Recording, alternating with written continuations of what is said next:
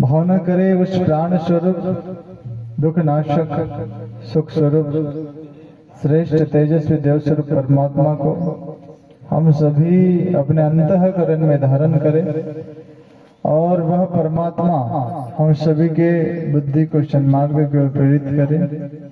हम सभी का भविष्य उज्जवल हो। हम सभी के भीतर सद्ज्ञान सद्भाव का प्रकाश हमारे भीतर आए। भावना की जाए कि वो जो स्वर्णिम सविता देवता की किरणें हमारे रोम रोम में प्रवेश हो रही है। हमारा रोम रोम हमारा कण कण सविता में हो रहा है। हमारे भीतर के जन्म जन्मांतर के कलमश कसाय अंधकार अज्ञान सब सविता के किरणों में जलकर भस्म हो रही है। ऐसा दिव्य भाव करते हुए आइए आप सभी लोग हमारे साथ में एक साथ एक स्वर में वेद मंत्र देव मंत्र सद्ज्ञान सद्भाव के अधिष्ठात्री मातेश्वरी गायत्री का भाव भरा मंत्र बोले। ओम भूर्भुवः स्वः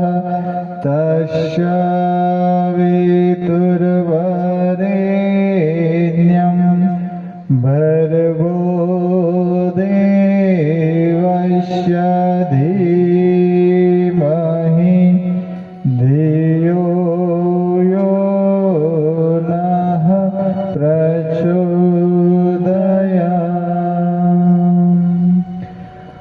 ॐ विद्याधीशं श्रीगणनाथं मूषकयानं गौरीतनयं वन्दे देवं सद्गुरुवदनं मङ्गलरूपं भक्ताधीनं ज्ञानदाता गुरु साक्षात् तं दाता दयानिधे देवी सरस्वती एव च वन्दे हृदये स्मृता मातृवत् लालयित्री च पितृवत् मार्गदर्शिका नमोऽस्तु गुरुसत्तायै श्रद्धा प्रज्ञायुताक्षया नमोऽस्तु गुरुवे तस्मै गायत्री रूपिणे सदा यस्य वाग्मृतं हन्ति विषं संसारसङ्गकम् कृष्णं नारायणं वन्दे कृष्णं वन्दे व्रजप्रियं कृष्णं द्वैपायनं वन्दे कृष्णं वन्दे प्रथमसुतं देवकीनन्दनाय विद्महे वासुदेवाय धीमहि तन्नो कृष्णः प्रचोदयात्। आइए पूजन करें आरती की थाली लेकर।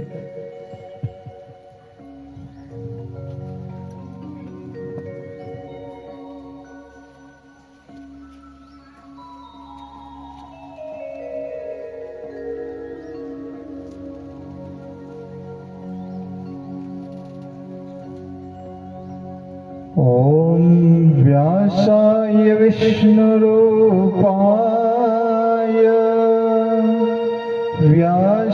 व्यासरूपाय विष्णवे नमो वै ब्रह्मनिधये वासिष्ठाय नमो नमः। भागवत पुराणं परमं पवित्रं व्यासर्वनिर्यत सहजं विरचिता ज्ञानस्य यशवर्धं प्रतिपादितेभ्यं भागवत पुराणं बलमास्तु तेज भागवत पुराणं बलमास्तु तेज। जनक सुता जग जननी जानकी अतिशय प्रिय करुणा निधान की ताके युग पद कमल मनायहो जाशु कृपा निर्मल अति पायहो।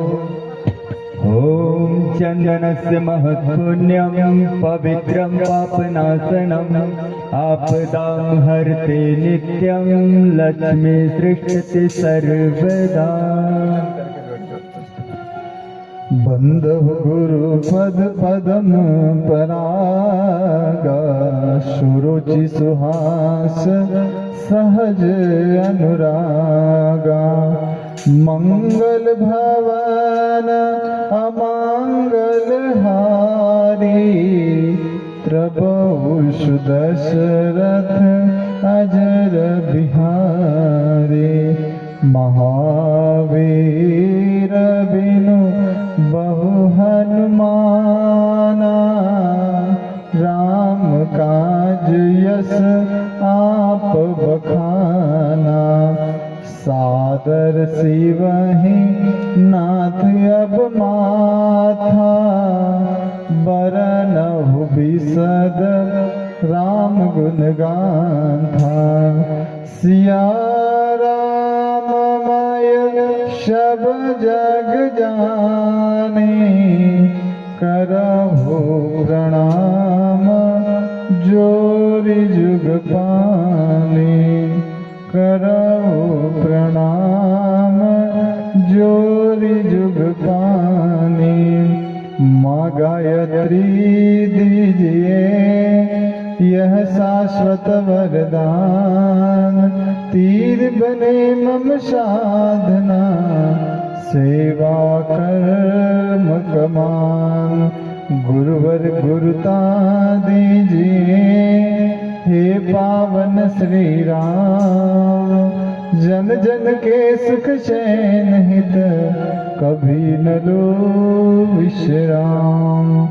सदा भवानी दायिनी षण्मुख रहो गणेश पांच देव रक्षा करे ब्रह्मा विष्णु महेश। आधार शक्ति नमः जगत जननी नमः सद्गुरुदेवाय नमः। आज के इस अत्यंत पावन श्रेष्ठ कार्यक्रम में इस अत्यंत पावन गांव गायत्री आमला के देवतुल्य भाइयों, शक्ति स्वरूप माता बहनों, भाई बहनों, जिस भूमि में जिस धरा में विगत निरंतर 18 वर्षों से नवकुंड गायत्री महायज्ञ यौवन पावन सत्संग के माध्यम से जो अविरल अनवरत ज्ञान की एक धारा प्रवाहित हो रही है, निश्चित रूप से उस धारा के बारे में क्या कहा जाए। उस धारा का कण कण भाई बहनों पवित्र है। ऐसे इस धरा के पावन गोद में विराजमान देवतुल्य भाइयों, शक्ति स्वरूप माता बहनों, भाई बहनों, जैसा हम सभी को विदित है श्रीमद् भागवत भगवान की कथा का रसास्वादन करने के लिए हम लोग यहाँ पर उपस्थित हुए हैं। और इस कथा में कोई एक व्यक्तिगत कथा नहीं चलती है। विभिन्न देवी देवताओं के प्रसंग आते हैं, विभिन्न राजा महाराजाओं के प्रसंग आते हैं। इस कथा के माध्यम से किस प्रकार से ज्ञान, वैराग्य और भक्ति का तीनों का एक जैसा त्रिवेणी संगम होता है। सौभाग्य से इस वर्ष जो प्रयागराज में त्रिवेणी संगम, गंगा यमुना सरस्वती, वहां पर जो त्रिवेणी संगम होता है, इस भागवत भगवान का उद्देश्य व्यक्ति के मन के भीतर के वे त्रिवेणी संगम ज्ञान, वैराग्य और भक्ति को जागृत करना होता है।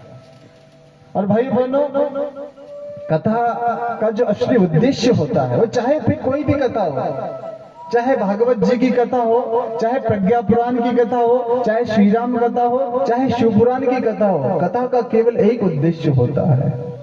और वो उद्देश्य क्या है? वो उद्देश्य है मनुष्य के जीवन के व्यथा को दूर करना। ये कथा का उद्देश्य होता है। आज यदि हम कहें कि यहाँ पर जितने भी व्यक्ति इस धरती पर रहते हैं, वो अपने हृदय पर हाथ रख करके अपने आप से पूछे, क्या वो जीवन में सबसे संतुष्ट है? क्या वो उनके जीवन में कोई दुख नहीं, कोई कष्ट नहीं, कोई कठिनाई नहीं, कोई तकलीफ नहीं, कोई समस्या नहीं? क्या भाई बहनों, ऐसा बिरला व्यक्ति मिलेगा जो इस दुनिया को छोड़ करके वो सच्चे भक्ति और ज्ञान और वैराग्य के शरण में जाकर के जीवन यापन कर रहा है। वास्तव में वही व्यक्ति वैसा मिलेगा। बाकी उसके अतिरिक्त तो कोई व्यक्ति आपको ऐसा नहीं मिलेगा। हर व्यक्ति परेशान है, हर व्यक्ति को कोई ना कोई संकट है, कष्ट है, कठिनाई है, तकलीफ है, दुख है, पीड़ा है। कोई पारिवारिक रूप से पीड़ित है, कोई शारीरिक रूप से पीड़ित है, कोई मानसिक रूप से पीड़ित है, कोई संसार के वजह से पीड़ित है, कोई परिवार की वजह से पीड़ित है। लेकिन पीड़ा हर किसी को, किसी न व्यक्ति से है भाई बहनों। तो जो संपूर्ण जीवन की व्यथा है, ये कैसे दूर होगी? तो भाई बहनों, जैसा कहा जाता है कि यदि शरीर को पवित्र करना हो तो गंगा जैसे नदियों में जाकर के स्नान करना होता है, वैसे यदि मन को पवित्र करना है तो भाई बहनों सत्संग के ज्ञान की गंगा में जाकर के डुबकी लगाना पड़ता है। और हम लोग यहाँ पर सत्संग करने के लिए ही उपस्थित हुए हैं। सत्संग किसी भी कथा का हो सकता है, किसी भी माध्यम से हो सकता है, क्योंकि श्रीमद् भागवत जी का प्रथम श्लोक जो है वो क्या कहता है? सच्चिदानंद स्वरूपाय विश्वोत्पत्त्यादि हेतवे तापत्र विनाशाय श्री कृष्णाय भयम नमः। अर्थात यहाँ पर भी त्रिवेणी संगम मिलता है। सच्चिद आनंद, भगवान का स्वरूप कैसा है? सच्चित और आनंद। त्रिवेणी संगम से मिलकर के भगवान बने। इस धरती को जो संचालित कर रहे हैं वो भगवान भी भाई बहनों कितने हैं? वो भगवान केवल 3 है। देवता अनेक है। सूर्य देवता है, मरुद देवता है, वायु देवता है, पवन देवता है, अग्नि देवता है, वृक्ष देवता है। नदियों को हम देवियां मानते हैं, जो देते रहती है उसको हम देवता मानते हैं। लेकिन भगवान केवल 3 है जो उसका संचालन करते हैं, जो उसका नियामन करते हैं। वो 3 देवता, वो ब्रह्मा विष्णु महेश, वो 3 नदियां गंगा सरस्वती यमुनी, और जो भगवान का स्वरूप है, जो श्रीमद् भागवत जी का पहला प्रथम श्लोक कहता है, सच्चिदानंद स्वरूपाय विश्वोत्पत्त्यादि हेतवे तापत्र विनाशाय श्री कृष्णाय वयं नमः। अर्थात सत्य क्या है? किसे कहते हैं सत्य? थोड़ा सा इसका बढ़ाना और उसको आवाज फैलना चाहिए। सत्य किसे कहते हैं? पता है किसी को? सत्य किसे कहते हैं?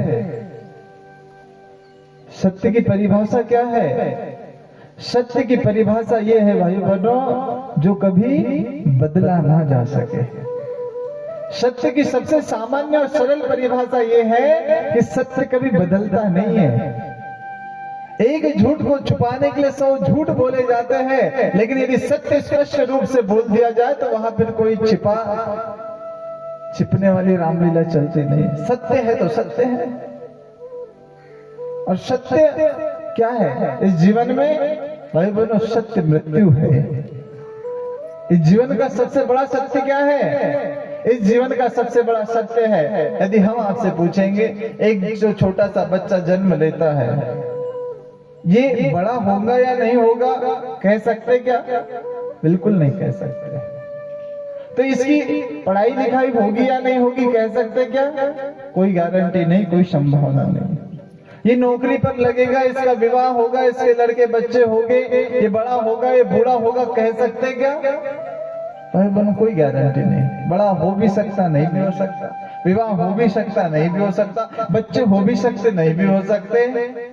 लेकिन यदि हम पूछे कि वो मरेगा कि नहीं मरेगा, तो हर किसी को पता है कि भैया वो तो मरना ही है। जो जन्म लेता है इस धरती पर उसका मृत्यु सुनिश्चित है। और ये जो सत्य है, इस सत्य एक सत्य शब्द ऐसा है मेरे भाइयों बहनों कि सत्य के साथ संग जोड़ दो तो सत्संग हो जाता है, सत्य के साथ ज्ञान जोड़ दो तो सद्ज्ञान हो जाता है, सत्य के साथ बुद्धि जोड़ दो तो सद्बुद्धि हो जाती है, सत्य के साथ साहित्य जोड़ दो तो सत्साहित्य हो जाता है। अर्थात सत्य के साथ में जो जोड़ दो वो अच्छा हो जाता है। हम लोग यहाँ क्या करने के लिए बैठे हैं? सत्संग करने के लिए बैठे हैं। संग अनेक हो सकते हैं, संग बुरा भी हो सकता है, संग अच्छा भी हो सकता है। तो जिस संग के साथ में हम लोग बैठे, जिस संग को करने के लिए हम बैठे हैं, उसका नाम है सत्संग, उसका नाम है सत्संग। अग्नि का स्वभाव क्या होता है मेरे भाई बहनों? अग्नि का स्वभाव जलना होता है। अग्नि का क्या कार्य होता है? अग्नि का कार्य जलना होता है। लेकिन आप चिंतन करना, आप विचार करना, कौन सा विचार करना है, कौन सा चिंतन करना है भाई बहनों? जब अग्नि जलती है, जब अगरबत्ती के साथ में अग्नि संग कर लेती है तो खुशबू बिखेरने के काम में आती है। वही अग्नि जब दीपक के साथ में संग कर लेती है तो अंधेरे को दूर भगाने के काम में आ जाती है। अग्नि वही है, लेकिन वही अग्नि जब धूपबत्ती के साथ में संग कर लेती है तो फिर खुशबू बिखेरने लग जाती है। अग्नि जब माता बहनों के चूल्हे के साथ में संग कर लेती है तो रोटी पकाने के काम में आती है। अग्नि वही है। अग्नि जब भाई बहनों आप सभी को पता है, अग्नि जब बीड़ी सिगरेट वाले के साथ में संग कर लेती है तो बीड़ी सिगरेट वाला बार बार उसको झूठा करता है, उच्चिष्ट करता है। अग्नि एक ही है। अग्नि जब शमशान में जाकर के चीता के साथ में संग कर लेती है तो मुर्दे जलाने के काम में आती है। अर्थात अग्नि का स्वभाव एक है। अग्नि का काम केवल जलना है। अग्नि अपने गुणों में परिवर्तन नहीं करती है, लेकिन अग्नि के साथ में जैसा संग हो जाता है, अग्नि अपने आप को वैसा बना लेती है। ये मनुष्य का जीवन भी वैसा ही है भाई बहनों। मनुष्य का जीवन चलना है, चरय वेती चरय वेती चरय वेती। अब यदि सत्संग मिल जाए तो व्यक्ति अच्छी दिशा की तरफ चलता हुआ चला जाएगा, और कुसंग मिल जाए तो व्यक्ति गलत दिशा की तरफ चलता हुआ चला जाएगा। क्यों? क्योंकि मनुष्य का जो जीवन होता है ये कैसा है? चलायमान है। समय कैसा है? चलायमान है। काल कैसा है? चलायमान है। ये गतिमान है। Time and tide wait for none. जिस प्रकार समय और ज्वार किसी का इंतजार नहीं करता भाइयों बहनों, उसी प्रकार ये मनुष्य का जीवन अर्थात समय ये किसी का इंतजार नहीं करता है। यहाँ पर बैठे हुए कोई व्यक्ति बता सकते कौन से समय में, किस दिनांक में, कौन से तारीख में आपने बचपना छोड़ा? बता सकता कोई? बता सकता? कोई बता नहीं पाएगा। आप यहाँ पर बता सकते क्या कौन से समय में, कौन से समय, कौन से दिनांक को आप जवान हो गए? बता पाओगे? नहीं बता पाओगे। ये समय है भाई बहनों, ये समय अनवरत चलता है। आप समय के साथ चलो या ना चलो, समय आपके लिए रुकने वाला नहीं है। तो जो असली सत्य है इस जीवन का, तो इस जीवन का असली सत्य ये है कि भाई बहनों जो व्यक्ति जन्म लेगा उसकी एक न एक दिन मृत्यु होगी। जो बदलते रहता है ये सत्य नहीं है। जो स्थिर है, सूर्य सत्य है, चंद्रमा सत्य है, पृथ्वी सत्य है, ये पवन सत्य है, ये वातावरण सत्य है। मनुष्य सत्य हो सकता है क्या? मनुष्य सत्य हो सकता है? आज से 40, 50, 60, 70 साल पहले आप अपने से आपसे पूछो कि आपके ग्राम आमला में आप थे क्या? नहीं थे, फिर भी आमला में जनजीवन चल रहा था। आज से 40, 50 साल बाद में आमला में आप रहोगे क्या? नहीं रहोगे, फिर भी आमला में जनजीवन चल। ये मनुष्य का जीवन सत्य नहीं है मेरे भाई बहनों। सत्य क्या है?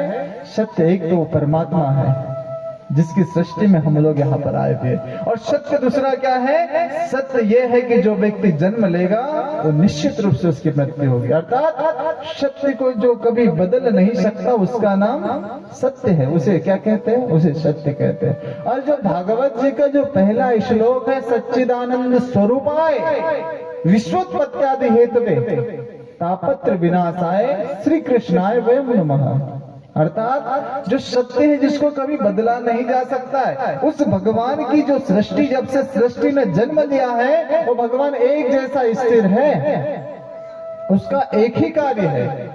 अब भाई बनो, मनुष्य जो है, मनुष्य न जाने कितने मनुष्य जन्म लेते हैं, कितने मनुष्य मरते हैं। पुनरपि जन्मम पुनरपि मरणम पुनरपि जननी जठरे शयनम का ये क्रम अनवरत चला रहता है। मनुष्य आता है, कभी हमारे दादाजी आए, कभी हमारे परदादा जी आए, उन्होंने बताया कि बोले जितनी खेती बाड़ी मकान दुकान व्यापार धन दौलत साधन संपत्ति,